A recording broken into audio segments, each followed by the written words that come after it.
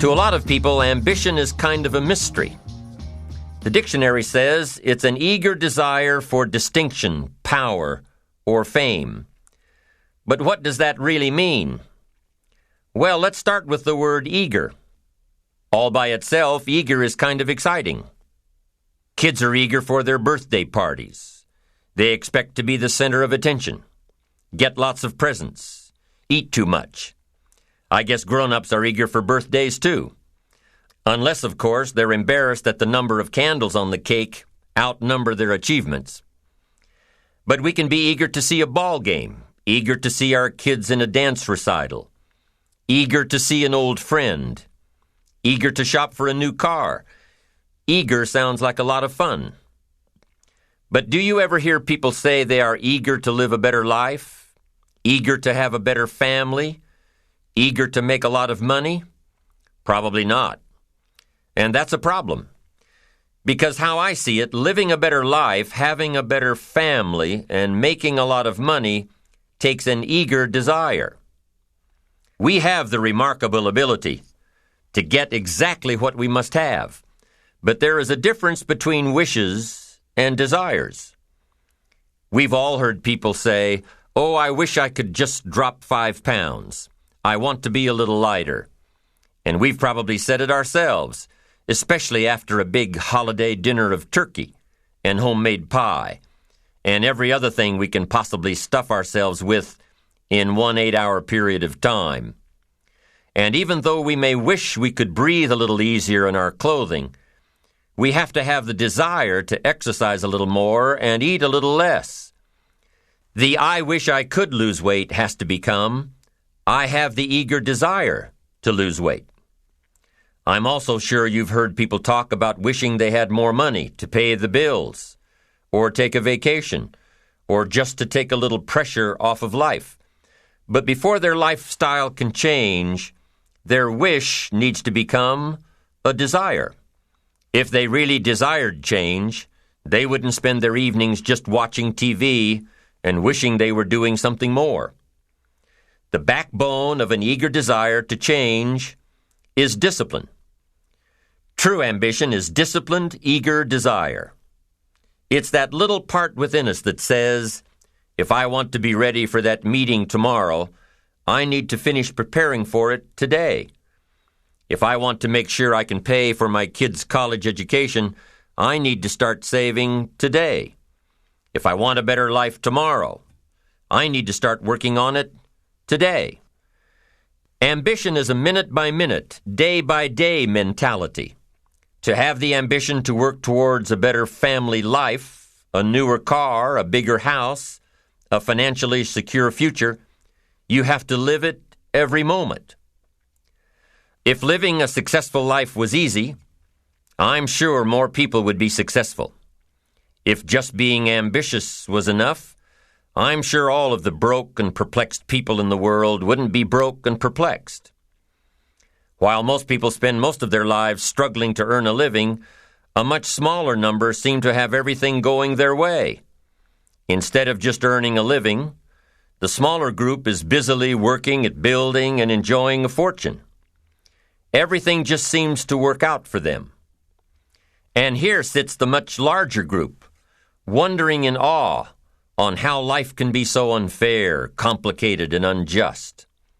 So what's the major difference between the little group with so much and the larger group with so little? Despite all the factors that affect our lives, like the kind of parents we have, the schools we attended, the part of the country we grew up in, none has as much potential power for doing good as the ability to dream. Dreams are a projection of the kind of life we want to lead. Dreams can drive you. Dreams can make you skip over obstacles. When we allow our dreams to pull us, they unleash a creative force that can overpower everything in our way. To unleash this power, though, your dreams must be well defined. A fuzzy future has little pull power. Well-defined dreams are not fuzzy. Wishes are fuzzy. To really achieve your dreams, to really have your future plans pull you, your dreams must be vivid. If you've ever hiked a 14,000-foot peak in the Rocky Mountains, one thought has surely come to mind. How did the settlers of this country do it? How did they get from the East Coast to the West Coast? By foot. Carrying one day's supply of food and water is hard enough. Can you imagine hauling all of your worldly goods with you? Mile after mile, day after day, month after month? These people had dreams, big ones. They had ambition. They didn't focus on the hardship of getting up the mountain. In their minds, they were already on the other side. Their bodies just hadn't gotten them there yet. Despite all of their pains and struggles, births and deaths along the way, those who made it to the other side had a single vision: to reach the land of continuous sunshine and extraordinary wealth. To start over where anything was possible, where everything was possible. Their dreams were stronger than the obstacles in their way. You've got to be a dreamer. You've got to see the future finished in advance. You've got to see California while you're climbing 14,000-foot peaks. You've got to see the finish line while you're running the race. You've got to hear the cheers when you're in the middle of a monster project.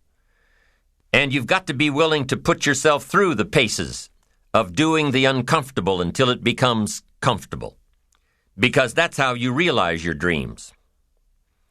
Our great country was founded with dreams. They've always been important.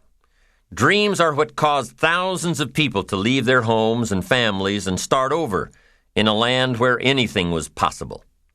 To this day, dreams continue to bring people to our land of opportunity, to a country where you can start with little and end up with a lot, to America.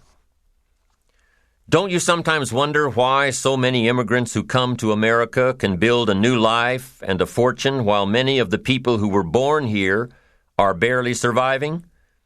They have a dream, a defined goal, ambition. Aside from the pioneers that crossed the prairies and the mountains to reach their vision of hope and future promises, there are other amazing examples of how ambition has shaped America. Take Ben Franklin, for instance. When most people think of Ben Franklin, they remember the kite and the lightning bolt and the discovery of electricity. What a lot of people may not know is that Ben Franklin was one of the first writers to address self-making. When Franklin started Poor Richard's Almanac in 1732, he used the blank spaces between the crop data and the weather information to insert clever bits of moral and practical advice. I'm sure you've heard the saying, fish and company start to stink in 3 days. Well, that was one of hundreds of Ben Franklin's comments on life. Another was, diligence is the mother of good luck. You know, it's amazing how hard-working, smart-working people have all the luck. We sometimes hear of a brand-new musical group, an overnight success. They must have been in the right place at the right time, knew the right people, had a friend to help them out. But if you've ever watched an interview with some of these folks, you'll probably hear that their overnight success took several years. Diligence is the mother of good luck.